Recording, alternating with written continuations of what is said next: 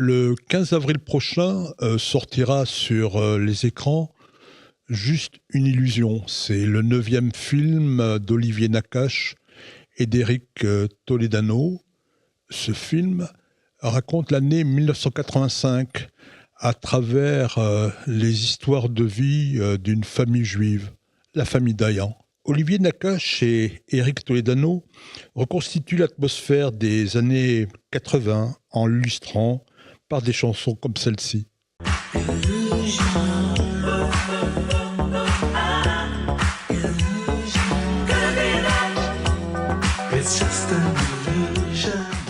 1985, c'est Mitterrand, président de la République, c'est le chômage, c'est le sida, ou encore c'est SOS Racisme. C'est dans ce contexte que le petit Vincent Dayan prépare sa bar mitzvah. Problème, il est en même temps amoureux d'une copine de classe, c'est Anne-Karine. Mais tout va bien se passer. Vincent va pouvoir devenir adulte selon le judaïsme et rattraper celle après laquelle il court.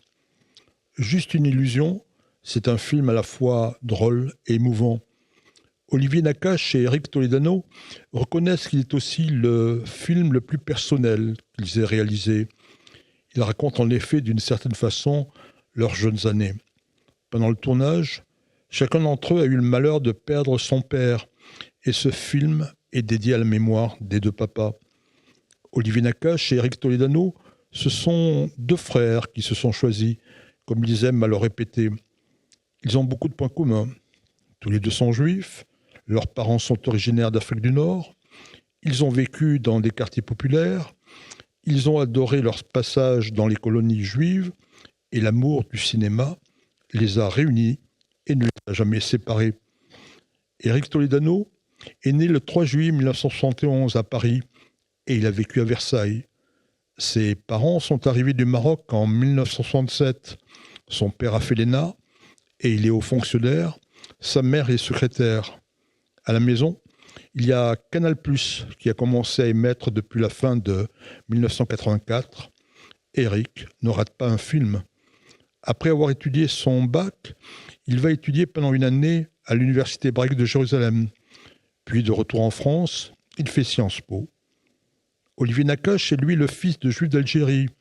Ils sont arrivés en 1962. Olivier est né le 15 avril 1973 à Suresnes et il vit à Puteaux, pas loin de la Défense. Son père est directeur informatique et sa mère est assistante comptable.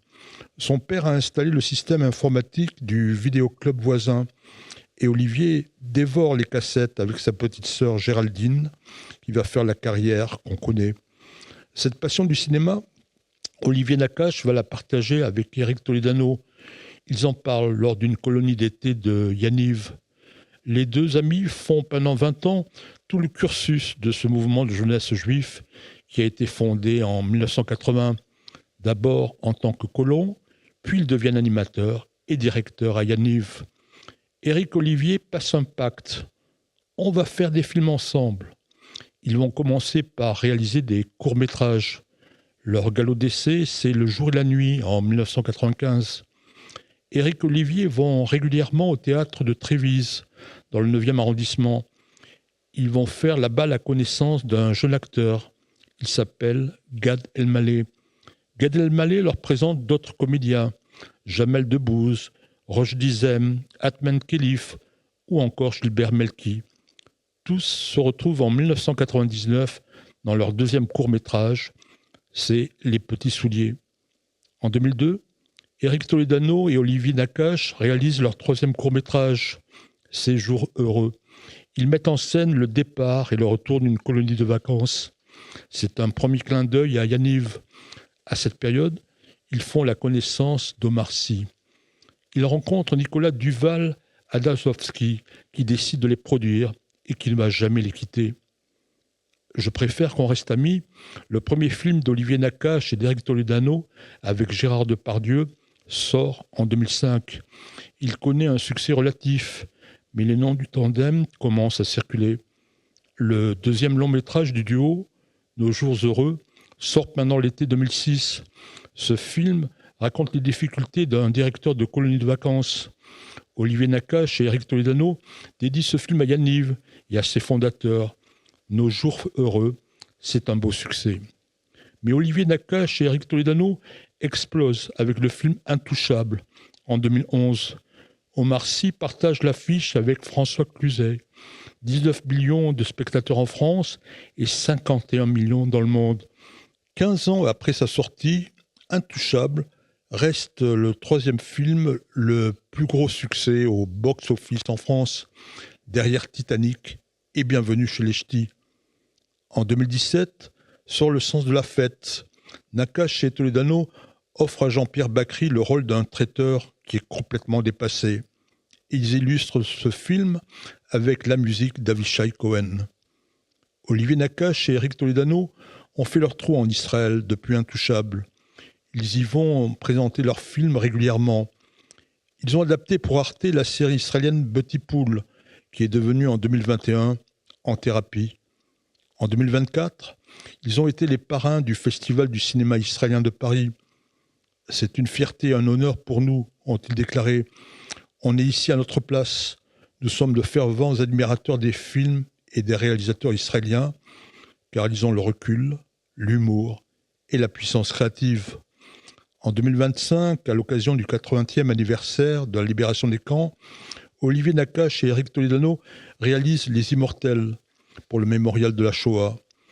Ils rendent hommage aux derniers survivants à travers 5 vidéos inédites. Chaque film met en scène la rencontre entre la jeune génération et des rescapés. Olivier Nakache et Éric Toledano sont depuis toujours engagés. Ils œuvrent discrètement dans des organisations sociales de la communauté. Ils ont été les parrains de la Tzedaka. On les a vus à l'Opège et ailleurs. Jean-Pierre Bacry avait dit un jour, ce sont 2 frères qui n'ont pas le même nom. Diriger une équipe de tournage demande autant d'énergie que de diriger un groupe de gosses. Et à la fin, il faut que tout le monde soit content, ont-ils l'habitude de dire. Nous, on est toujours contents quand on voit des films d'Olivier Nakache et d'Éric Toledano. It's just a